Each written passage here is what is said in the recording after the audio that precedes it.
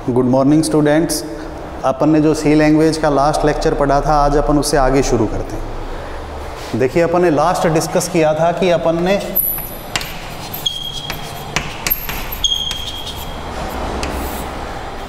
Algorithm क्या होता है, किस तरीके से अपन एल्गोरिथम क्रिएट करते हैं, प्रोग्रामिंग में इस एल्गोरिथम का क्या यूज है, या कौन कौन से ऐसे इसके एलिमेंट्स हैं जिनको अपन यूज करते हुए लॉजिक को एक्सप्लेन करते हैं।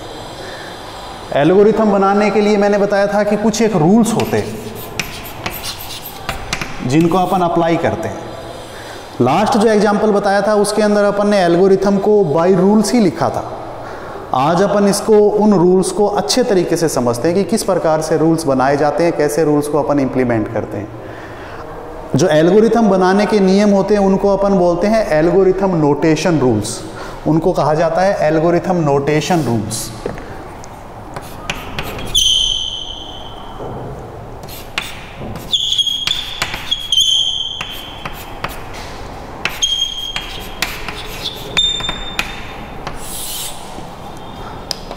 आज अपन इस लेक्चर के अंदर एल्गोरिथम बनाने के नियमों को डिटेल से पढ़ेंगे। ये बिल्कुल सिंपल है, जैसे अपन ने लास्ट एल्गोरिथम बनाई थी, सिंपल उसी वे के अंदर अपन को इसको बनाना है। जो अपन ने लास्ट एग्जांपल किया था कि दो नंबर्स को अपन कैसे ऐड करते हैं, सेम उसके अंदर जो लिखा था उस चीज़ को अपन फॉलो करेंगे। जैसे अपन ने सबसे पहले उस एल्गोरिथम में क्या लिखा था, उस एल्गोरिथम में अपन ने लिखा था ऊपर ही ऊपर उसका नाम। तो अपना जो पहला नियम है एल्गोरिथम नोटेशन रूल्स के रूप में, वो नाम से रिलेटेड है, एल्गोरिथम नेम से रिलेटेड है। यहाँ एल्गोरिथम में नोटेशन जो होती है, मतलब लिखना जो होता है, वो बहुत इंपॉर्टेंट होता है। कैसे इंपॉर्टेंट होता है कि एल्गोरिथम लिखने के अंदर अपन ने ये तो पढ़ा है उसकी परिभाषा में क्या चीज़ पढ़ी है कि एल्गोरिथम जो होती है वो एक एनालिसिस टेक्निक है जो स्टैंडर्ड इंग्लिश लैंग्वेज के स्टेप्स में लिखी जाती है और जिसके द्वारा अपन किसी प्रोग्राम या किसी प्रॉब्लम के सॉल्यूशन को एक्सप्लेन करते हैं। अब यहाँ लिखने का जो तरीका वो मैंने बताया कि इंग्लिश लैंग्वेज है, स्टैंडर्ड इंग्लिश लैंग्वेज है। तो ये तो कॉमन अपनी बात हो गई कि अपन सी लैंग्वेज को जो एल्गोरिथम है उसको अपन स्टैंडर्ड इंग्लिश लैंग्वेज में लिखेंगे। स्टैंडर्ड इंग्लिश लैंग्वेज का मतलब अपन इंग्लिश लैंग्वेज के लेटर्स का यूज करेंगे, लेकिन वो लेटर्स दो प्रकार से इम्प्लीमेंट होते हैं, बड़े अक्षरों में भी और छोटे अक्षरों में भी।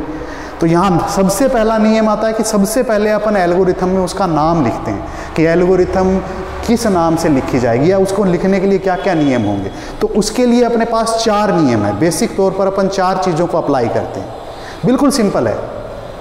नाम जो होता है वो सबसे ऊपर ही ऊपर लिखा जाता है इंग्लिश लैंग्वेज के कैपिटल लेटर्स में।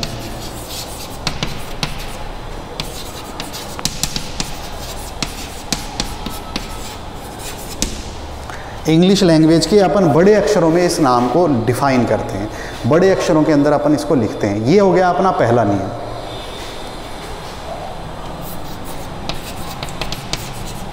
विदाउट कोमा और स्पेस, ये इसका दूसरा नियम है कि अपन एल्गोरिथम का जो नाम लिखेंगे उसमें कभी भी कोमा का यूज नहीं करेंगे। अपनी आदत होती है कि अपन कोमा लगा देते हैं, कभी भी यूज नहीं करेंगे। और ये तो बहुत ही कॉमन सी आदत है स्पेस यूज करना, कि अपन कोई भी नाम लिखते हैं उसके अंदर बीच में स्पेस डाल देते हैं, कभी भी नहीं लिखा जाएगा।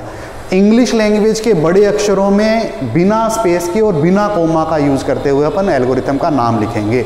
ये 2 तो है एसेंशियल, नेसेसरी रूल्स जिनको अपन बोलते हैं। अब 2 है डिजायरेबल। डिजायरेबल का मतलब होता है वांछित, मतलब कोई जरूरी नहीं है कि वो अपन यूज करें, लेकिन करने चाहिए। अपना एल्गोरिथम बनाने का एक स्टैंडर्ड होता है, अगर अपन उसको स्टैंडर्ड को फॉलो करना चाहते हैं तो 2 जो डिजायरेबल रूल्स हैं उनको अपन अप्लाई करेंगे। पहला नियम है नाम जो है वो मीनिंगफुल होना चाहिए, सार्थक होना चाहिए, विद मीनिंग होना चाहिए। अपन यूँ नहीं कि कोई भी नाम लिख दिया कि ABCD XYZ PQR। अपन बाकायदा लिखेंगे ऐड 2 नंबर्स, मतलब 2 नंबर्स को जोड़ना, उसका अर्थ निकल रहा है अपने लिए, मीनिंगफुल होना चाहिए, ये अपने लिए ज़रूरी है। और जितना हो सके अपन नाम को क्या लिखेंगे, शॉर्ट करेंगे, छोटा करेंगे, मतलब ज़्यादा बड़ा नहीं होना चाहिए। ये अपना पहला नियम है एल्गोरिथम के नाम के लिए कि एल्गोरिथम हमेशा इंग्लिश लैंग्वेज के कैपिटल लेटर्स में लिखी जाती है। An algorithm name must be define in English language capital letters without using comma और spaces, it must be meaningful and in short. ये 4 रूल्स अपन फॉलो करते हैं। ये हो गया पहला नियम। सबसे पहले अपन ने एल्गोरिथम में लिखा ही ऊपर ऊपर नाम था, उसके बाद अपन आगे बढ़ते हैं। दूसरा, आपको याद हो तो नाम के साथ अपन ने ब्रैकेट के अंदर मेमोरी स्पेसेस को डिफाइन किया था, और मैंने वहां पर उसका एक टेक्निकल टर्म बोला था, उनको अपन बोलते हैं पैरामीटर्स या आर्ग्यूमेंट्स।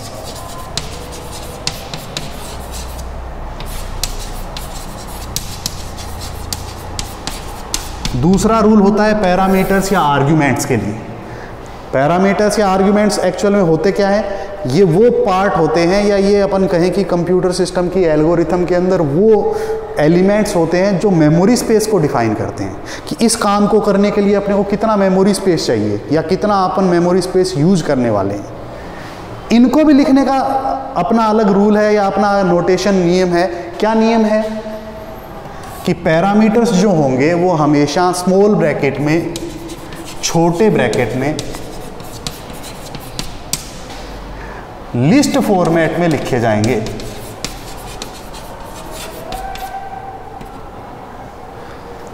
छोटा ब्रैकेट का मतलब ये वाला ब्रैकेट जो अपन यूज करते हैं, इस ब्रैकेट के अंदर लिखे जाएंगे। लिस्ट फॉर्मेट का मतलब ये होता है कि अपन इसके अंदर लिस्ट के रूप में लिखेंगे।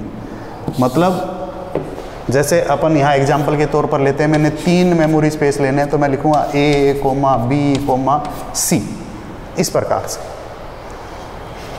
हमेशा कैपिटल लेटर्स में लिखे जाते हैं। ये इसका दूसरा नियम है कि ये जो मैंने A, B और C लिए हैं, ये तीनों के तीनों हमेशा क्या होंगे, कैपिटल लेटर्स में। मतलब जितने भी आप मेमोरी स्पेसेस लेते हैं, जितने भी पैरामीटर्स या आर्ग्यूमेंट्स आप लेते हैं, वो हमेशा किसके अंदर होने चाहिए, कैपिटल लेटर्स के अंदर होने चाहिए। ये इसकी दूसरी नोटेशन रूल्स है, किसकी, पैरामीटर्स या आर्ग्यूमेंट्स की। तीसरा, must define in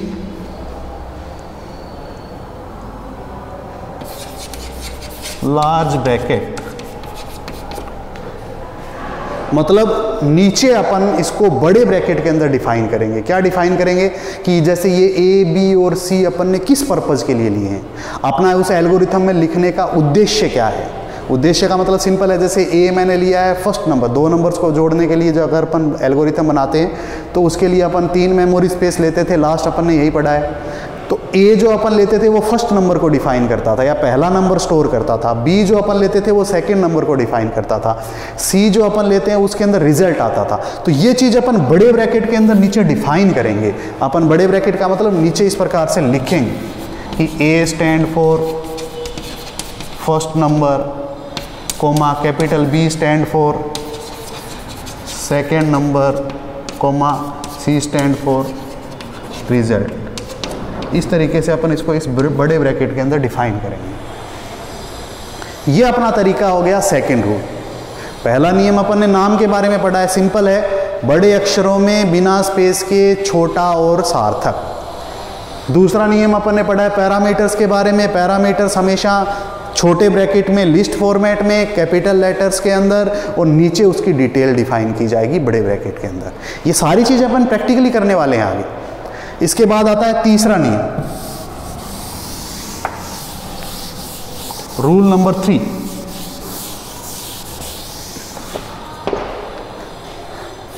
rule number 3 क्या होगा, जब अपने को इसको इंप्लीमेंट करना होगा तो उसके लिए अपने को 2 चीज़ें और चाहिए। याद करो, जब भी अपन एल्गोरिथम बनाते हैं सबसे पहली चीज़ होती है मेमोरी स्पेस, वो अपन अभी पढ़ चुके हैं।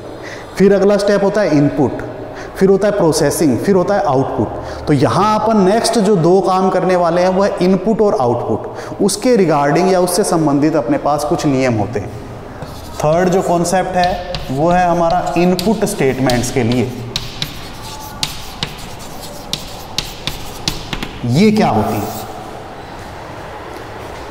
इनपुट स्टेटमेंट्स का मतलब सिंपल है, जब अपने को मतलब एल्गोरिथम को कंप्यूटर सिस्टम की सहायता से यूजर से कोई भी इंफॉर्मेशन लेनी हो, मतलब कोई डेटा लेना हो, तो उसको अपन बोलते हैं इनपुट।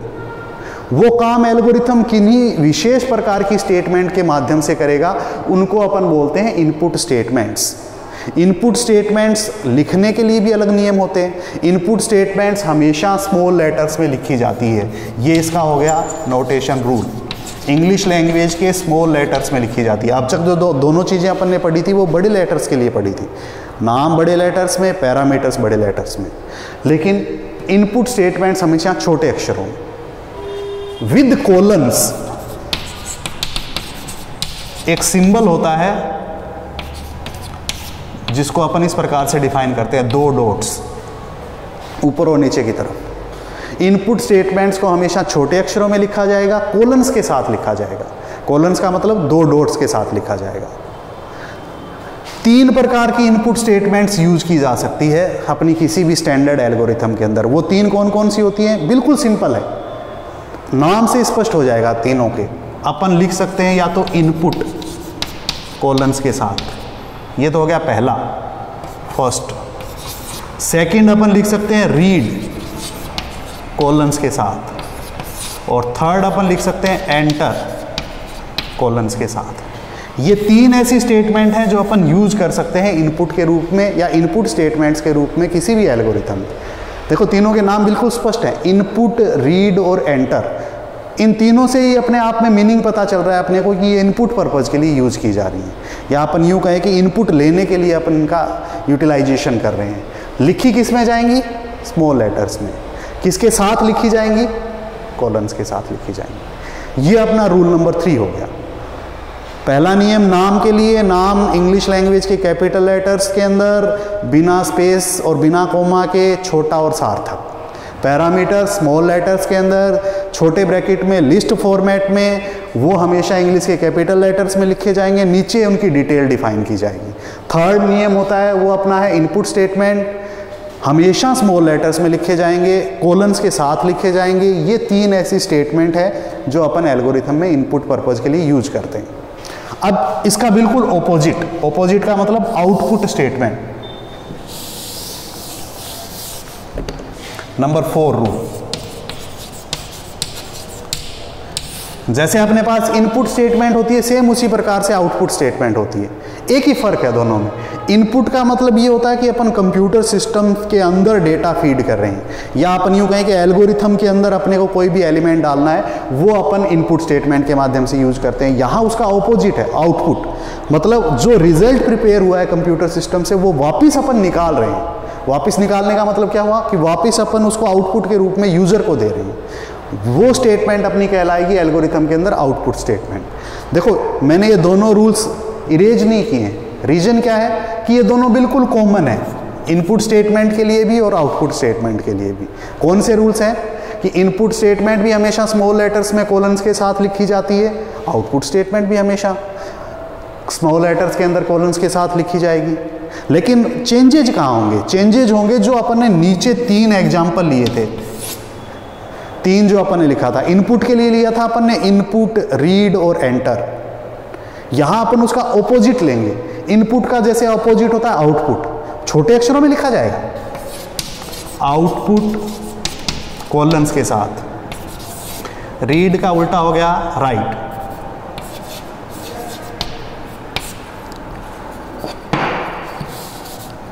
आउटपुट, राइट और डिस्प्ले,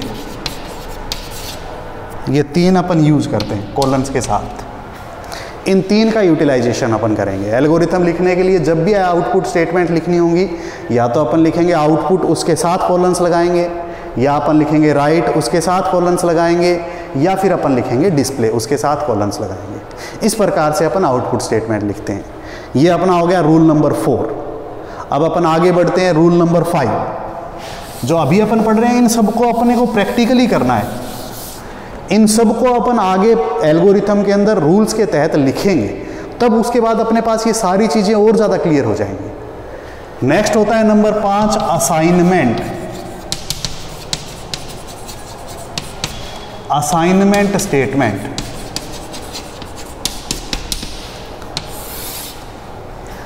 देखो नाम से स्पष्ट हो रहा है असाइन करना। असाइन करने का मतलब होता है अलॉट करना, आवंटित करना, देना। यहां अपन क्या दे रहे हैं? आपने कोई भी मेमोरी स्पेस या पैरामीटर लिया है, उसके अंदर आपको कोई वैल्यू स्टोर करनी है, तो उसको अपन बोलेंगे असाइनमेंट। फॉर एग्जाम्पल, जैसे मैंने ए लिया है मेमोरी स्पेस और मैं इस ए में 10 वैल्यू स्टोर करना चाहता हूँ, तो उसको स्टोर करने के लिए जो अपन सिंबल यूज करते हैं वो असाइनमेंट स्टेटमेंट कहलाती है। जैसे मैंने ये लिखा 10 असाइनमेंट ए। गौर से समझना, मैं ये नहीं बोल रहा हूँ 10 इक्वल्स टू ए। मैथमेटिक्स के अंदर आप इसको बोलते हो ए इक्वल्स टू 10। यहां अपन इसको उल्टा बोलेंगे ए असाइनमेंट 10। और बहुत फर्क भी होता है, आगे अपन इसको प्रैक्टिकली भी पढ़ेंगे कि इन स्टेटमेंट में फर्क होता है। ये काम क्या करता है, राइट हैंड साइड में जो भी वैल्यू है उसको लेफ्ट हैंड साइड के अंदर स्टोर कर देता है। इस स्टेटमेंट को या इस सिंबल को अपन बोलते हैं असाइनमेंट सिंबल। या असाइनमेंट स्टेटमेंट दो प्रकार से लिख सकते हैं नोटेशन रूल्स के हिसाब से, एक तो इस सिंबल से, दूसरा इस सिंबल की सहायता से। आप चाहो तो यूं लिख सकते हो ए असाइनमेंट 10, काम वही करेगा, 10 वैल्यू को ए में स्टोर करना। या फिर आप क्या कर सकते हो, ए रिवर्स एरो 10, ये भी सेम काम करेगा, इस 10 वैल्यू को इस ए में स्टोर करेगा। इसको बोलते हैं अपन असाइनमेंट स्टेटमेंट। ऐसे आप कोई भी एक्सप्रेशन का मतलब कोई भी कैलकुलेशन लिख सकते हो आप अपना एल्गोरिथम के अंदर इन दो सिंबल्स की सहायता से, जो कि असाइनमेंट सिंबल्स या असाइनमेंट स्टेटमेंट्स कहलाते हैं। ये हो गया अपना रूल नंबर 5।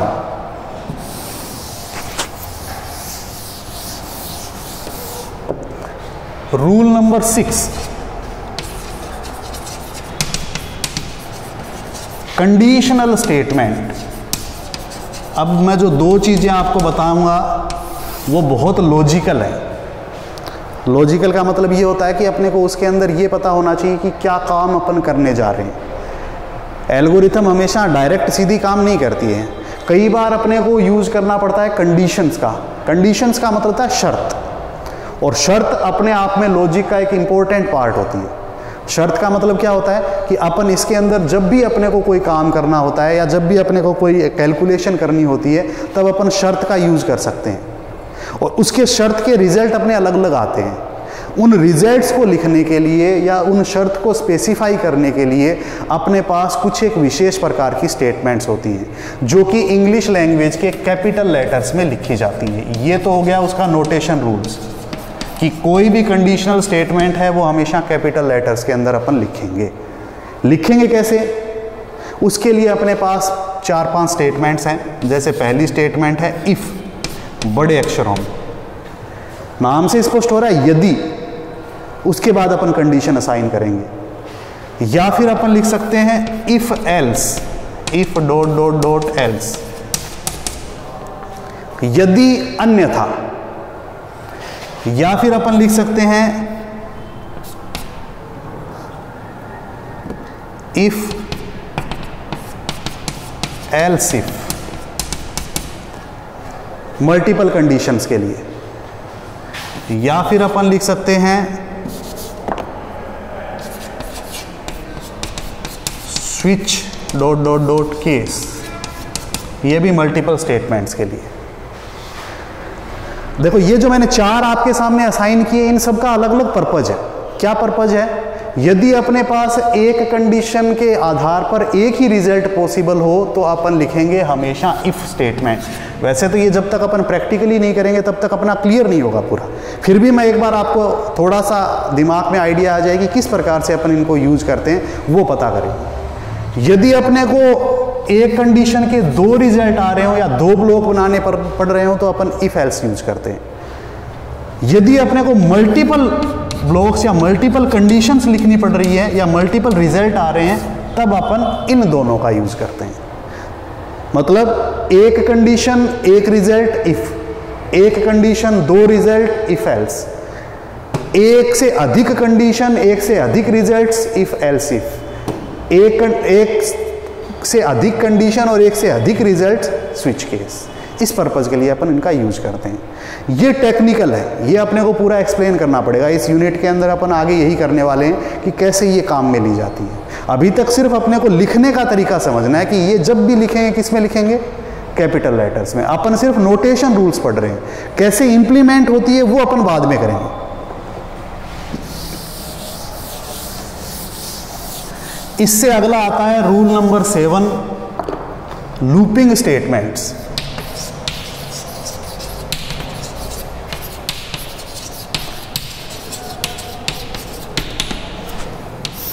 जैसे कंडीशनल स्टेटमेंट्स अपन यूज करते थे कंडीशन स्पेसिफाई करने के लिए, कंडीशंस लिखने के लिए, ऐसे ही अपन लूपिंग स्टेटमेंट्स यूज करेंगे जब भी अपना एक ब्लॉक बार बार रिपीट होने वाला हो। बार बार रिपीट होने का मतलब एक काम को अपने को बार बार रिपीट करना हो, और वो भी हमेशा किस में लिखी जाएगी?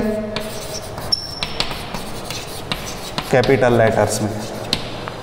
इसके लिए भी अपने पास 3 प्रकार की स्टेटमेंट्स है बड़े अक्षरों में। या तो अपन लिखेंगे repeat while dot dot dot while,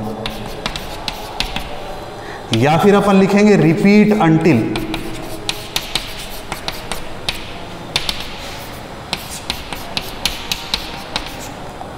या फिर अपन लिखेंगे फॉर नेक्स्ट।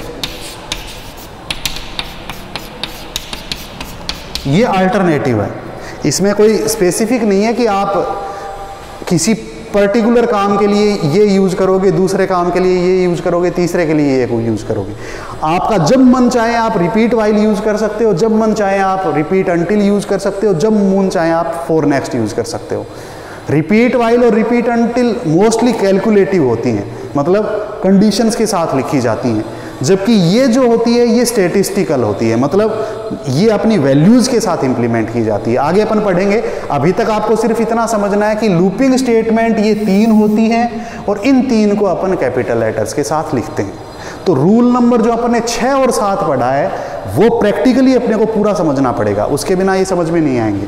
सिर्फ पढ़ने का तरीका, लिखने का तरीका और उनको व्यक्त करने का तरीका ही अपने को समझना है। अब इसके बाद आता है लास्ट नियम एल्गोरिथम के अंदर, सबसे अंतिम नियम, वो है अपना एंड या एग्जिट स्टेटमेंट। बड़े अक्षरों में एंड या एग्जिट स्टेटमेंट।